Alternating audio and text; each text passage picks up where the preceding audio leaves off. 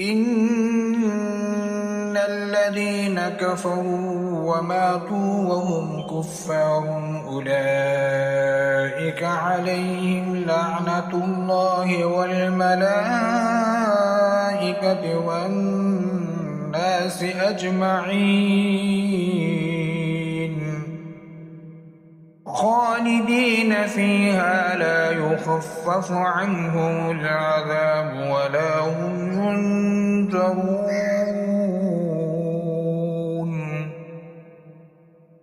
وإلهكم إله واحد لا إله إلا هو الرحمن الرحيم إن في خلق السماوات والأرض واختلاف الليل والنهار والفلك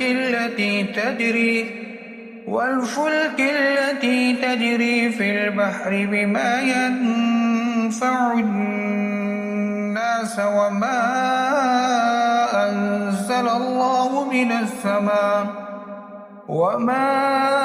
أنزل الله من السماء من ماء فأحيا به الأرض بعد موتها وبث فيها من كل دابة وتصريف الرياح والسحاب المسخر بين السماء والأرض لآيات لقوم يعقلون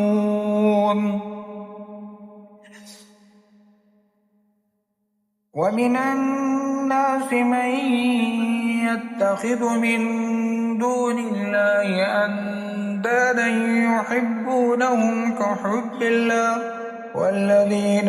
آمنوا أشد حبا لله ولو يرى الذين ظلموا إذ يرون العذاب أن القوة لله جميعا وأن الله شديد العذاب إذ تبرأ الذين اتبعوا من الذين اتبعوا ورأوا العذاب وتقطعت بهم الأسباب وقال الذين اتبعوا لو أن لنا كرة فنتبرأ منهم كما تبرؤوا منا كذلك يريهم الله أعمالهم حسرات عليهم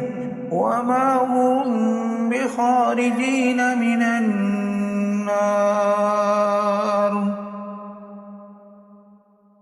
يا أيها الناس كلوا مما في الأرض حلالا طيبا ولا تتبعوا خطوات الشيطان إنه لكم عدو مبين إنما يأمركم بالسوء والفحشاء وأن تقولوا على الله ما لا تعلمون وإذا قيل لهم اتبعوا ما أنزل الله قالوا من نتبع ما ألفينا عليه آباءنا أولو كان آباؤهم لا يعقلون شيئا ولا يهتدون ومثل الذين كفروا كمثل الذي ينعق بما لا يسمع إلا دعاء ونداء صم بكم عمي فهم لا يعقلون يا أيها الذين آمنوا كلوا من طيبات ما رزقناكم واشكروا لله إن كنتم إياه تعبدون إنما حرم عليكم الميتة والدم ولحم الخنزير وما أهل لغير الله فمن اضطر غير باغ ولا عاد فلا إثم عليه إن الله غفور رحيم. إن الذين يكتمون ما أنزل الله من الكتاب ويشترون به ثمنا قليلا أولئك ما يأكلون في بطونهم إلا النار ولا يكلمهم الله يوم القيامة ولا يزكيهم ولهم عذاب أليم. أولئك الذين اشتروا الضلالة بالهدى والعذاب بالمغفرة فما أصبرهم على النار ذلك بأن الله نزل الكتاب بالحق وإن الذين اختلفوا في الكتاب لفي شقاق بعيد. ليس البر أن تولوا وجوهكم قبل المشرق والمغرب ولكن البر من آمن بالله واليوم الآخر والملائكة والكتاب والنبيين وآتى المال على حبه ذوي القربى واليتامى والمساكين وابن السبيل والسائلين وفي الرقاب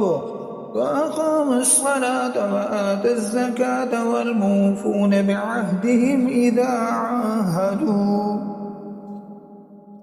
والصابرين في البأساء والضراء وحين البأس